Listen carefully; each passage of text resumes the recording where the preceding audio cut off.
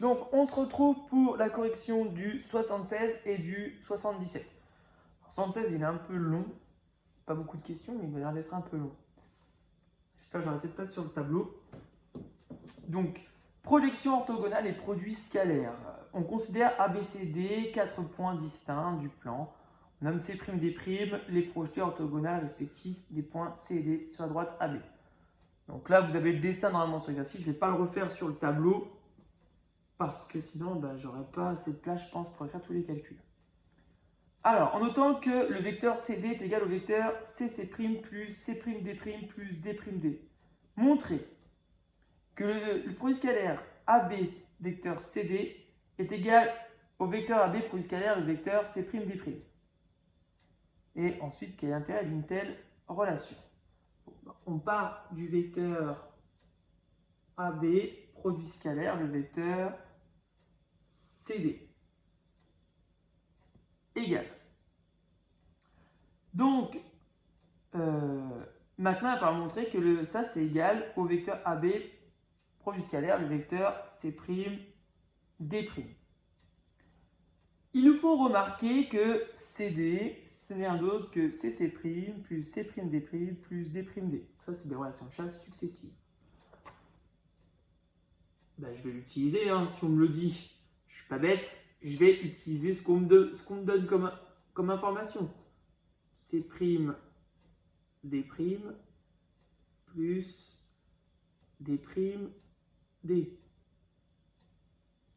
D'accord? Ça, c'est la relation qu'on m'a donnée. Égal. Maintenant, il me suffit d'utiliser la linéarité à droite, d'accord, du produit scalaire.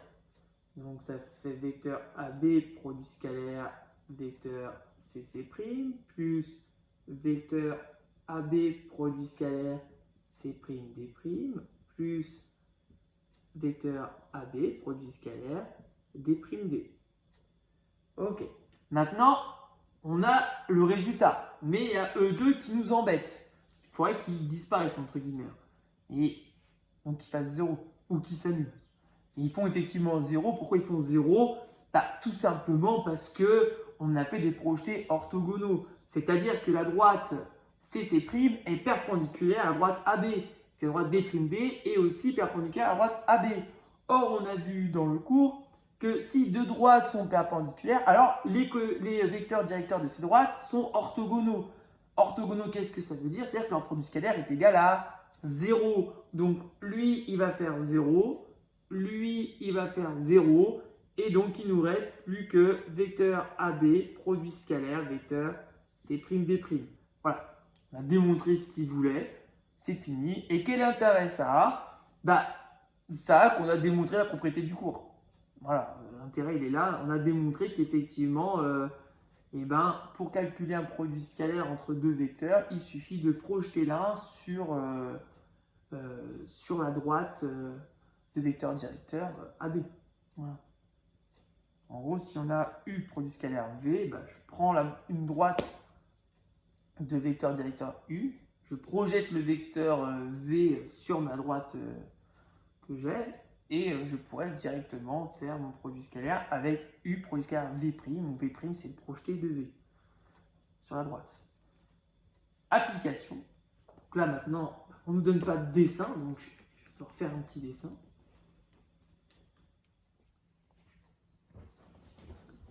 Donc la question 2 de l'exercice 76, on nous demande d'exprimer de deux façons différentes le produit scalaire entre le vecteur AC et le vecteur DD, où ABCD est un rectangle, AB mesure 303, AC 4, K c'est le projeté orthogonal de A sur la droite DB, et H c'est le projeté orthogonal de C sur DB.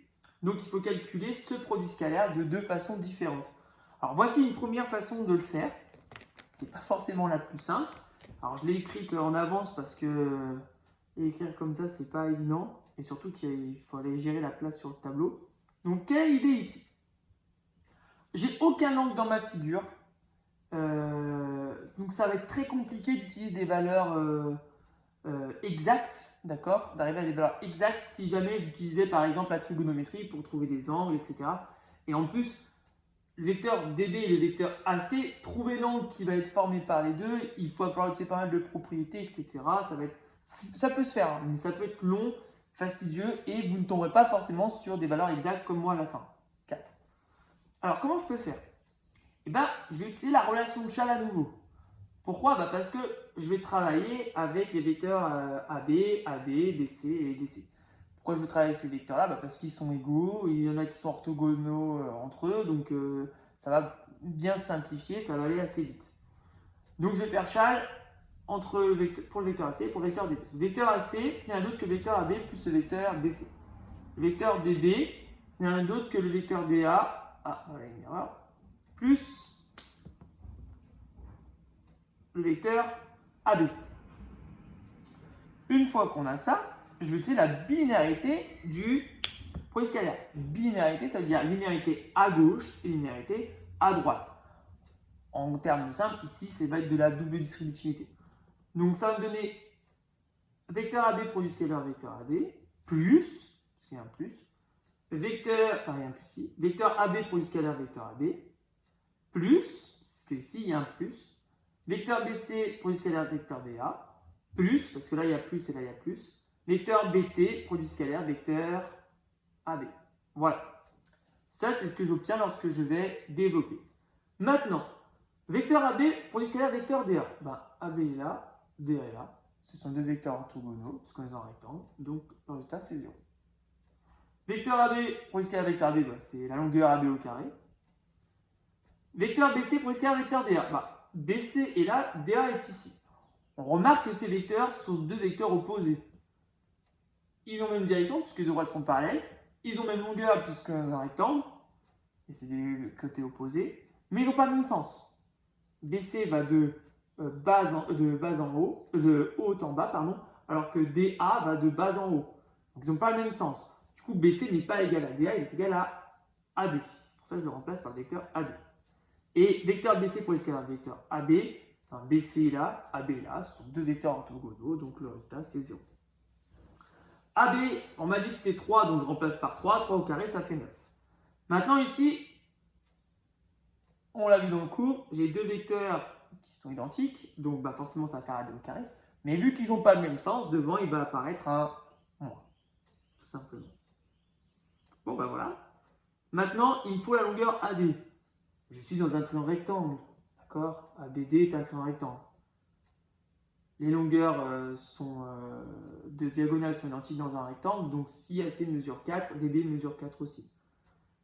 Et du coup, le théorème de Pythagore nous dit quoi? Que la longueur AD, c'est la racine carrée de la longueur BD au carré moins la longueur AB au carré. D'accord? BD au carré moins AB au carré. Donc 4 au carré moins 3 au carré. Le total, parce que je vous rappelle que AD est au carré. Donc si je mets ça sur ma calculatrice, ça me donne 5. 4 au carré, 16. 3 au carré, ça fait 9. 16 moins... pardon, je me suis trompé.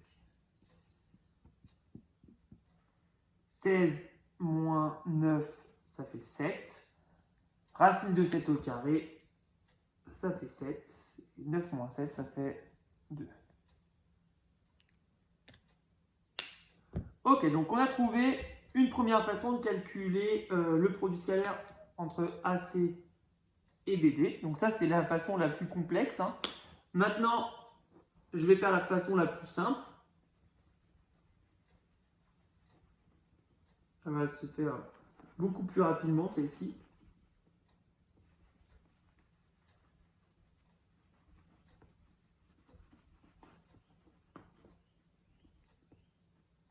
Alors, j'y vais. Vecteur AC, produit scalaire, vecteur DB. On m'a fait construire les projetés orthogonaux, donc je vais les utiliser quand même à un moment donné. Du coup, AC en projeté orthogonal, ça devient KH. Produit scalaire DB. Et vu qu'ils sont alignés, on a directement que ça fait, et de même sens, ça fait longueur KH fois longueur DB. dB pour la même propriété que tout à l'heure, les diagonales sont de même longueur, donc ça fait 4. Donc là, on obtient 4 kh. Et maintenant, bah, si je veux la longueur, ben, je sais que ça, c'est égal à ça. Du coup, c'est qui veut dire que 4 kh est égal à 2. Il suffit de diviser les deux côtés et j'obtiens que kh, c'est 2 quarts ou encore 1 demi. Donc 0,5. Voilà. Ça finit l'exercice numéro 76. Alors, pour l'exercice numéro 77, donc vous avez la figure qui est là, je vous ai fait écrire les calculs. On vous indique dans la première question qu'il faut utiliser la relation de Chasles pour exprimer les vecteurs AC et AE de façon différente. Donc, AC, je vais utiliser Chasles avec le point B, donc ça me donne vecteur AC égale vecteur AB plus vecteur BC. Vecteur AE, on me donne dans l'énoncé, c'est vecteur AH plus vecteur HE. Donc, une fois encore, j'utilise comme dans le 76 la binarité du produit scalaire. Donc, je distribue, j'obtiens ce qui est là. Vecteur AB, produit scalaire, vecteur H. Vecteur AB, produit scalaire, vecteur HE. Plus vecteur BC, produit scalaire, vecteur H. Plus vecteur BC, produit scalaire, vecteur HE. Maintenant, je regarde mon dessin et je vais éliminer tous ceux qui sont orthogonaux. Donc, vecteur AB et le vecteur HE, AB et HE, ils sont orthogonaux, donc 0. Vecteur BC, vecteur AH, BC, AH, ils sont aussi orthogonaux, c'est un carré, donc ici je vous rappelle, c'est un carré, donc il y a un angle droit. Donc ça fait aussi 0. Ensuite, vecteur AB et H, bah, ils sont alignés, les 3 points AB et H. Donc d'après le cours, bah, ça fait, le produit scalaire, c'est égal au produit des longueurs des vecteurs. Ça fait AB fois H. Et vu qu'ils sont au même sens, bah, ça reste positif. BC, HE, BC est là, HE est là. Vu que les deux droites sont parallèles, ils sont collinéaires, ces deux vecteurs. Donc, encore une fois, utilise la propriété qui dit que si deux vecteurs sont collinéaires, bah, leur produit scalaire, c'est égal au produit des longueurs. Bien sûr, il ne faut pas oublier que là, ils n'ont pas le même sens, donc il faudra mettre un moins. Je remplace mes longueurs par les valeurs. Donc 4 fois 2 moins 4 fois 3 et on trouve moins 4. Pour la question 2, c'est pour le vecteur produit scalaire vecteur BE, produit scalaire vecteur AC, on doit trouver moins 20. D'accord. En utilisant exactement la même idée. Hein. Donc vecteur BE, produit scalaire vecteur AC, on doit trouver moins 20. Donc on fait pareil avec Chasles. On utilise pour BE, on utilise le point H pour faire la relation de Chasles. Pour vecteur AC, on va utiliser à nouveau le point B. Et enfin, la dernière question qu'on nous pose, c'est de déterminer le produit scalaire de vecteur AE, produit scalaire vecteur AC. Bon bah là, c'est égal à moins 4, puisqu'on a vu que le produit scalaire, c'est symétrique. C'est-à-dire que si je fais U produit scalaire V, ça revient au même que de faire V produit scalaire U. Donc il n'y a pas de problème, ça fait aussi moins 4. Voilà, donc ça règle l'exercice 77 aussi. N'hésitez pas si vous avez des questions, si c'est des choses que vous n'avez pas comprises, pour revenir dessus. Refaites plusieurs fois ces exercices, hein, c'est vraiment les choses que je vais vous demander, c'est en contrôle, parce que là on atteint vraiment la plus haute difficulté sur ce chapitre. Hein. Donc voilà, on se revoit dans une prochaine vidéo pour la correction des futurs exercices et des explications de leçons.